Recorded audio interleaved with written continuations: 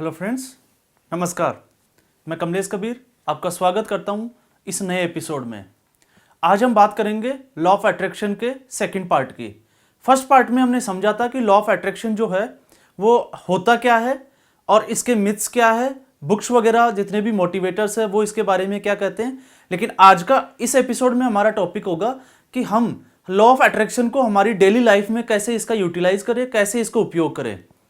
तो अभी हम जब लॉ ऑफ अट्रैक्शन पे बात कर रहे हैं तो सबसे पहले हमें, अगर हम बात करें कि लॉ ऑफ अट्रैक्शन को कैसे हम अपने जीवन में उतारें, तो सबसे पहला और सबसे आसान तरीका है कि हमें हमारी जो वोकैबुलरी है उसको चेंज करना पड़ेगा। अब वोकैबुलरी को क्यों चेंज करना पड़ेगा? क्योंकि हमारे जो शब्द है वही हमारे विचारों में चले जाते हैं और वही हमारे विचार बन जाते हैं। तो शब्दों का खेल, इसको हम ऐसे समझ सकते हैं, जैसे अगर हम किसी काम को लेकर हम कहते हैं कि यह काम बड़ा मुश्किल है, तो हमारे जो थॉट है वो भी हमें ये बताने लग जाते हैं कि ये मुश्किल क्यों है, क्या परेशानी आने वाली है। तो धीरे धीरे हम देखते हैं कि यही चीजें जो है वो वाइब्रेट होती है और वाइब्रेट होने के बाद में ये ब्लेसिंग वाले पार्ट पे चली जाती है। तो अगर हम किसी काम को करते हैं, चाहे वो कितना भी मुश्किल हो, लेकिन हमें हमारी वोकैबुलरी को चेंज करना है और वोकैबुलरी को चेंज करके हमें कहना है कि आज का जो काम है वो चैलेंज है मेरे लिए, लेकिन काम जो है वो बिल्कुल आसान है। तो जब हम इसको सिंप्लिसिटी के साथ में लेते हैं तो यही चीजें हमारे दिमाग में आ जाती है और उसकी जो ब्लेसिंग है वो चेंज हो जाती है। और जब हम अपनी वोकैब को चेंज करते हैं तो आप धीरे धीरे देखोगे कि आपके आसपास के लोगों की वोकैबुलरी है वो भी चेंज होना शुरू हो जाती है। इसे हम कहते हैं ऑरा। तो यहां पे चाहे कैसा भी काम हो, हम उठते हैं, अगर हम लेट उठते हैं और हमने पहले ही हमने ये थॉट दे दिया हमारे दिमाग को कि हाँ ओ सॉरी मैं लेट हो गया, तो जब आप ये देखोगे कि मैं लेट हो गया, आपने ये वर्ड यूज किया और यही चीजें आपके इस विचारों में चली गई और आपके ये बार बार जो है विचार आना शुरू हो जाएगा। और जब विचार आना शुरू हो जाते हैं उसके बाद में हम चाहे ऑफिस जा रहे हैं, कहीं भी कोई वर्क के लिए जा रहे हैं, तो आप देखोगे कि हम हर बार जितनी जल्दबाजी दिखाएंगे उतना ही हम लेट होते चले जाएंगे। तो ऐसा क्यों हुआ? ये हमारी वोकैब की वजह से हुआ। तो लॉ ऑफ अट्रैक्शन के लिए सबसे इंपॉर्टेंट पार्ट है कि पहले हम हमारी वोकैब को चेंज करें। वोकैब को चेंज करने के बाद में हम कोई भी लक्ष्य अगर हमें हासिल करना है तो सबसे पहले हम उसको राइट डाउन करें। और राइट डाउन करने के बाद में उसके जो फैक्ट्स और डेटा जिसकी हम बात कर रहे थे पिछले एपिसोड में भी हमने समझा था कि जैसे अगर किसी को अमीर बनना है तो उसके लिए एक जिसको कहते हैं कि फिक्स इनकम, कि उसको कितना चाहिए और कितने समय में चाहिए, ये आपके विजुअल्स जो है वो क्लियर होने चाहिए। क्यों?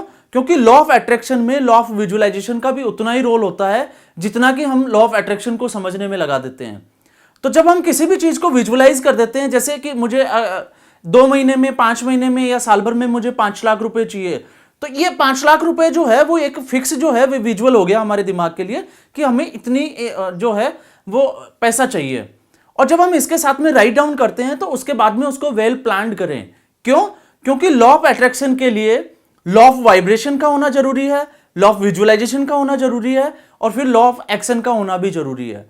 क्यों? जब तक अगर लॉ ऑफ एक्शन नहीं होगा, अगर हम बैठे बैठे ये सोचे कि मेरे पास पैसा आ जाएगा, मेरे पास पैसा आ जाएगा, या हम इसको ये कहते हैं कि बैठे बैठे हम सोचे कि नहीं मेरी बॉडी बन रही है, मैं फिट हो रहा हूं, मेरी बॉडी बन रही है, मैं फिट हो रहा हूं, तो आप खुद सोच के देखें क्या ऐसा कहने से हम फिट हो जाएंगे या हमारी बॉडी जो है वो बनना स्टार्ट हो जाएगी? तो ये बड़ा थोड़ा सा सोचने के लिए एक टॉपिक बन जाता है।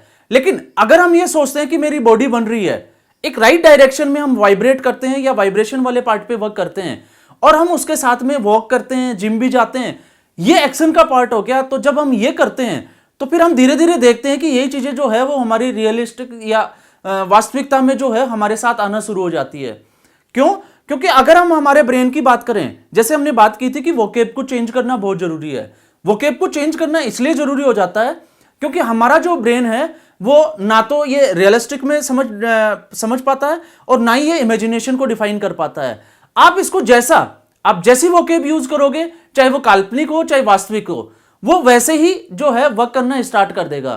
तो ये चीजों का थोड़ा ध्यान रखें। फिर उसके बाद में जब हम अपने लक्ष्य को राइट डाउन करते हैं तो राइट डाउन करने के बाद में उसकी पूरी प्रोग्रामिंग करें और पूरी जो प्रोग्रामिंग है वो जो है वो हमारे दिमाग में विजुअलाइज करें, उसको विजुअलाइजेशन के थ्रू उस पार्ट को आगे बढ़ें कि मुझे जो है 5 साल में या 1 साल का मेरा ये टारगेट है, तो मुझे 6 महीने में कितना हासिल करना है, 3 महीने में उसको कैसे डिवाइड कर सकता हूं, 1 महीने में, वीकेंड में मैं 7 दिन में इसको कैसे डिवाइड करूंगा, 1 दिन में मुझे क्या करना है। और जब हम ये चीजें करना स्टार्ट करते हैं तो साथ में एक चीज और हम देखें कि जब भी हम बैठें तो इवनिंग टाइम में, शाम सोने से पहले, हम पूरा आज हमने हमारे लक्ष्य के लिए क्या किया, उसमें कितना सही था, कितना हमारा गलत डायरेक्शन में था, हम उन चीजों को एनालाइज करना स्टार्ट करें। आप देखोगे कि जब हम इन चीजों पे काम करना स्टार्ट करते हैं, हमें पता चलता है कि आज मैंने क्या गलती की और कहां मुझे सुधार की जरूरत है। तो नेक्स्ट डे आप पाओगे कि वो जो है वो अपने आप जो है सुधार होता चला जा रहा है। क्यों? क्योंकि आपका जो दिमाग है उसको पता है कि मैंने कल गलतियां कहां की थी। तो ये भी बहुत इंपॉर्टेंट है कि हम इसको विजुलाइज करने के साथ साथ में सेल्फ या आत्मचिंतन या आत्ममनन जो है उस पर करना स्टार्ट कर दें। अब क्यों इसको हम ऐसे समझ सकते हैं कि लॉ ऑफ अट्रैक्शन इतना जरूरी क्यों हो जाता है हमारी लाइफ में। तो एक स्टडी के अनुसार अगर हम देखें तो एक रिसर्च हुआ, और रिसर्च में जो है किसी पर्सन को जो है वो कोर्ट ने सजा सुना दी, और उसका जो सजा थी वो थी उसका डेथ। तो उसकी मौत की जब सजा सुनाई गई तो कुछ जो रिसर्च करने वाले साइंटिस्ट थे वो कोर्ट में एक एप्लीकेशन देते हैं, और कोर्ट में एप्लीकेशन देने के बाद में उनका ये होता है कि हम इस पे लेबोरेटरी में एक टेस्ट करना चाहते हैं। तो आप देखोगे कि जब लेबोरेटरी के टेस्ट के लिए उनको परमिशन मिल जाती है, तो जिस दिन की उसको मौत की सजा या फांसी की सजा मुकर्रर की गई, आप देखो उन लोगों ने, जो साइंटिस्ट थे, डॉक्टर्स वगैरह की जो टीम थी, उन्होंने उसको ले जाके एक सेल में बंद कर दिया, और उस सेल के सामने उन्होंने एक कांच का दूसरा सेल बनाया, जिसमें एक तरफ उन्होंने एक हॉर्स को रख दिया और दूसरी तरफ एक कोबरा सांप, जिसको कहते हैं, जिसका बहुत ज्यादा जहर होता है या बहुत जहरीला सांप होता है। अब जो पर्सन जो था, जिस सेल में वो बंद था, उसकी आंखों के सामने एक तरफ कोबरा था और दूसरी तरफ हॉर्स था। ये उसके दिमाग के थॉट चल रहे थे। तो उन्होंने क्या किया, उसको एक मैसेज दिया कि आपको मौत की सजा मिली है, लेकिन हम आपको फांसी नहीं देके हम आपके साथ में एक कुछ जिसको कहते हैं कि एक एक्ट करना चाहते हैं। और एक्ट क्या होगा कि एक दिन हम आपको ये कांच की जो स्लाइड है, जो घोड़े और कोबरा सांप के बीच की जो स्लाइड है, उसको हम आपके स्लाइड को हटाएंगे। तो उन्होंने उसकी आंखों के सामने एक दिन वो स्लाइड हटाते हैं, और कोबरा जो सांप है वो उस हॉर्स को डस लेता है, और थोड़ी देर के बाद में उस घोड़े की मौत हो जाती है। जब ये सीन वो देखता है, तो उस सीन को देखने के बाद में उसको एक मैसेज और दिया जाता है, और अब की बार जो मैसेज है वो मैसेज होता है कि ठीक जिस तारीख को आपको मौत की सजा दी गई है, उस तारीख को इस घोड़े की जगह आप होगे, बाकी सिचुएशन एज इट इज होगी।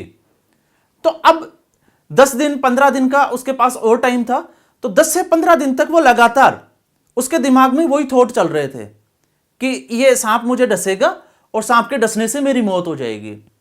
ठीक उसी दिन उसकी आंखों पे काली पट्टी बांधी जाती है, उसको उस सेल में बंद कर दिया जाता है।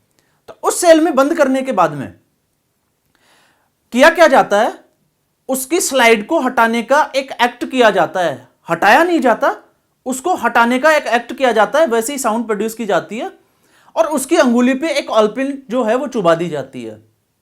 ऑलपिन चुबाने के विद इन सेकेंड्स के बाद में वो क्या देखते हैं कि वो जो इंसान है जहां वो बंद था, उसकी मौत हो जाती है।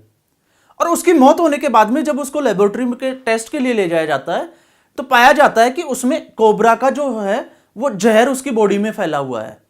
अब आप सोच के देखिए कि ये कैसे पॉसिबल हो सकता है, क्योंकि सांप ने तो उसको डसा नहीं, उसने तो उसको टच भी नहीं किया, तो फिर जहर बना कैसे? तो जहर बना उसके थॉट से, क्योंकि पिछले 15 दिन से वो लगातार ये सोच रहा था, अपने दिमाग को ये मैसेज दे रहा था कि ये सांप के डसने से मेरी मौत होगी, और वो धीरे धीरे अपने ब्रेन के हार्मोन सिक्रेट करते जा रहे थे, और हार्मोन जो है वो सिक्रेट क्या कर रहे थे, उसकी बॉडी में पॉइजन बना रहे थे, और पॉइजन भी बहुत खतरनाक वाला जहर जिसको हम कहते हैं कोबरा सांप, तो उसका जहर उसकी बॉडी में पाया गया। तो अब आप इससे समझ सकते हो कि जब हम हमारी ब्रेन को जब कोई थॉट देते हैं वर्ड के थ्रू, तो आप देखिए कि हमारी वोकेब का हमारी लाइफ में कितना इंपॉर्टेंट रोल हो जाता है कि हम इसको कैसे शब्द देते हैं। वो धीरे धीरे हमारी बॉडी में चले जाते हैं, और यही हमारे हीलिंग के पार्ट हो जाते हैं। अगर आप देखिए, अगर हम किसी सुबह सुबह मॉर्निंग टाइम में किसी पर्सन से या अपने फ्रेंड से मिलने जाते हैं, और जब हम उसको बोलते हैं कि आप देखिए, ये एक्ट करके भी हम देख सकते हैं प्रैक्टिकली, जब भी आप किसी से फर्स्ट टाइम मिले किसी दिन, तो आप इसको रियल लाइफ में करके देखिए। उसको आप जाके अपने फ्रेंड को और बोलिए कि आज मुझे लग रहा है कि आप थोड़े उदास हो, आपका एनर्जी लेवल लो है, और आपके चेहरे से उदासी दिखाई दे रही है। तो आप देखोगे उस वहां पे रिप्लाई मिलेगा, नहीं नहीं ऐसा नहीं है, मैं बिल्कुल फिट हूं, मैं ऐसा कोई टेंशन वाला पार्ट नहीं है। फिर अगर आप उसको 2 बार 3 बार 4 बार 5 बार, आप हर आधे घंटे 1 घंटे बाद में आप उसी चीज को रिपीट करके देखिए। 5 से 10 बार आप जब ऐसा करोगे तो उसके बाद में आप पाओगे, जैसे ही आप उससे मिलोगे उसका रिप्लाई आएगा, हाँ यार आज मुझे लग रहा है कि मेरी जो तबीयत है वो खराब है और मुझे बिल्कुल अच्छा नहीं लग रहा है। तो ये क्यों हुआ? क्योंकि जो हमने वर्ड वहां पे दिए, जो वर्ड हमने उसको ब्लेसिंग के थ्रू भेजे, वही वर्ड जो है वो उसके दिमाग में जो है उसको सोचने के लिए मजबूर किया और वहीं से उसका थॉट प्रोसेस स्टार्ट हो गया। और जैसे उसका थॉट प्रोसेस स्टार्ट हो गया, आप देखोगे सुबह से शाम होते होते उसको भी लग गया कि मेरी तबीयत वाकई में खराब है, मैं आज उदास हूं और मैं अपने आप को एनर्जेटिक फील नहीं करा पा रहा हूं। तो ये हमारी लाइफ में लॉ ऑफ अट्रैक्शन का गेम होता है। लेकिन लॉ ऑफ विजुअलाइजेशन के साथ में लॉ ऑफ वाइब्रेशन पे भी हमें काम करना है, और लॉ ऑफ वाइब्रेशन के साथ में लॉ ऑफ एक्शन, जो कि इंपॉर्टेंट है। क्योंकि जब तक इसको हम ऐसे समझ सकते हैं कि लॉ ऑफ अट्रैक्शन का दूसरा नाम है संकल्प से सिद्धि की ओर। क्योंकि अगर हमें कोई टारगेट बनाया है, कोई भी वर्क या जितना हमें लक्ष्य मिला है या जो लक्ष्य हमने बनाया है कि मुझे इतना पैसा चाहिए, मुझे ये कार चाहिए, मुझे ऐसा घर चाहिए, मुझे ये सफलता चाहिए, तो जब आप उस सफलता को राइट डाउन करने के बाद में जब आप फॉलो करते हो तो आप दृढ़ संकल्पित रहें कि जब तक वो लक्ष्य आप हासिल ना करें तब तक आपका जो ब्रेन है, तब तक आपका जो मूड है वो डाइवर्ट ना हो। ऐसा नहीं कि जब हमने लक्ष्य बनाया, हमने उसका पीछा किया, 5 से 10 दिन हम उसका पीछा कर रहे हैं, उसके लिए वर्किंग एफर्ट्स लगा रहे हैं, और 10 दिन के बाद में हमने हमारा जो फ्रीक्वेंसी है वही चेंज कर दी। फ्रीक्वेंसी कैसे? हमने एक दूसरा लक्ष्य बनाया और हम उसको पूरा करने में लगे। तो जब इस सिचुएशन में हम जाएंगे तो फिर हमारे लिए लॉ ऑफ अट्रैक्शन का कोई महत्व नहीं रह जाता, तो हमें फिर लॉ ऑफ अट्रैक्शन को भूल जाना चाहिए। तो फ्रेंड्स, अगर हमें लॉ ऑफ अट्रैक्शन को अपनी लाइफ में बहुत अच्छे से यूटिलाइज करना है, तो जो हमने यहां पे बातें की है, चाहे आप कोई भी बुक पढ़ लीजिए, वो आपको सिर्फ लॉ ऑफ अट्रैक्शन की बात करेगी। कोई भी आपको ये नहीं बताएगा कि आपके एफर्ट्स कैसे होने चाहिए। किसी भी लक्ष्य को पाने के लिए हमें एफर्ट्स देने ही पड़ेंगे। तो किसी भी टारगेट को आपको पूरा करना है तो लॉ ऑफ अट्रैक्शन को आज से ही फॉलो करना स्टार्ट करें। शाम को सोने से पहले उसके ऊपर एनालिसिस करें, आत्मचिंतन करें कि आज मैंने क्या अच्छा किया उसके लिए और क्या मेरे साथ जो है वो ठीक नहीं हुआ, कल मुझे कितना सुधार करना है। जब हम इस लक्ष्य के साथ कल अर्ली इन द मॉर्निंग हम उठेंगे तो हम देखेंगे कि हमारी चीजें जो है वो बेहतरी की तरफ जा रही है। तो फ्रेंड्स, आज का ये एपिसोड हमारा लॉ ऑफ अट्रैक्शन पे हम यहीं समाप्त करते हैं। फिर एक नए एपिसोड के साथ में आपके सामने हाजिर होंगे। तब तक के लिए आप मुझे दे इजाजत। धन्यवाद।